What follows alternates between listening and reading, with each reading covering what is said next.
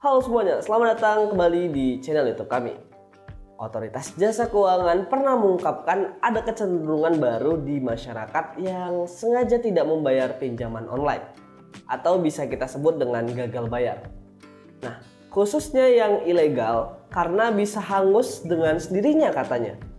Benarkah demikian? Simak selengkapnya dalam video ini. Dalam catatan detik.com, sebelumnya Menko Polhukam Mahfud MD pernah menyampaikan jika masyarakat sudah terlanjur meminjam di pinjol yang ilegal, tidak perlu lagi membayar utangnya.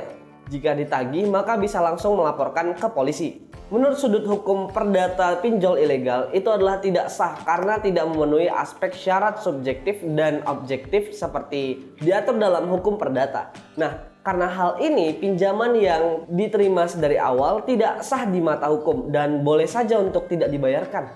Nah, meski begitu, perlu diingat kembali bahwa hal ini tidak berlaku untuk yang gagal bayar pinjol yang legal atau resmi yang tercatat di OJK. Sebab setiap pinjaman dari pinjol legal atau resmi telah memenuhi persyaratan hukum yang berlaku sehingga pinjaman yang diberikan itu sah di mata hukum. Selain itu, setiap pinjaman yang disalurkan juga mengikuti seluruh peraturan yang sudah ditetapkan oleh OJK ataupun AFPI atau biasanya kita sebut Asosiasi Fintech Pendanaan Bersama Indonesia. Nah, dari suku bunga hariannya sampai praktik penagihan hutang kepada nasabah itu diatur oleh mereka. Dalam dunia layanan pinjaman online atau pinjol terdapat beberapa aturan penting yang perlu dipahami oleh semua pihak yang terlibat dalam pinjaman tersebut. Salah satu aturan ini diatur dalam lampiran 3 SK pengurusan AFPI 02/2020 poin C angka 3 huruf D. Aturan ini secara lengkap dan jelas mengatur bahwa setiap penyediaan layanan pinjol dilarang keras untuk melakukan penagihan secara langsung kepada debitur atau peminjam uang.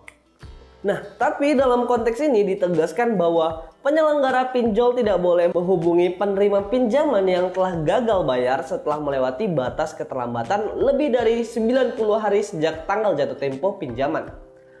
Nah, ini berarti masa maksimal yang diberikan kepada pinjol untuk menagih hutang kepada nasabahnya adalah 90 hari Namun seringkali pemahaman ini keliru diartikan oleh beberapa nasabah.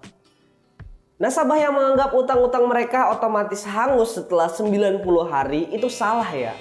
Karena aturan tersebut menyatakan bahwa jika seorang debitur gagal membayar selama lebih dari 90 hari setelah jatuh tempo, penyelenggara pinjol memiliki hak untuk menggunakan jasa pihak ketiga yaitu perusahaan jasa pelaksana penagihan yang telah diakui oleh OJK atau biasa kita sebut DC atau biasa lagi disebut debt collector.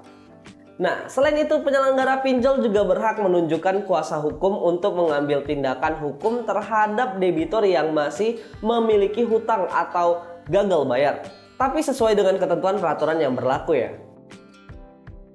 Nah, dengan demikian dapat disimpulkan bahwa jika seorang pengguna layanan pinjol memiliki utang atau gagal bayar selama lebih dari 90 hari, penyelenggara pinjol tidak diizinkan untuk menagih secara langsung, namun ini tidak berarti bahwa utang debitur secara otomatis hangus atau dianggap lunas. Utang tersebut tetap wajib dibayarkan tentunya. Selain itu, penting untuk diingat bahwa setiap kredit yang gagal bayar akan dilaporkan oleh penyelenggara pinjol kepada OJK melalui Slik OJK atau biasa kita kenal dengan BI Checking. Nah, ini dapat berdampak negatif bagi pengguna jika mereka ingin mengajukan pinjaman lain di masa mendatang. Oleh karena itu, pemahaman yang baik tentang aturan-aturan ini sangat penting bagi semua pihak yang terlibat dalam layanan pinjaman online. Ini membantu melindungi hak dan kewajiban debitur dan juga memastikan bahwa penyelenggara pinjol beroperasi sesuai dengan peraturan yang ada. Semoga informasi ini bermanfaat dan apabila ada pertanyaan lain terkait keuangan dan BRI Ceria, boleh sampaikan di kolom komentar ya. Terima kasih dan sampai jumpa pada video selanjutnya.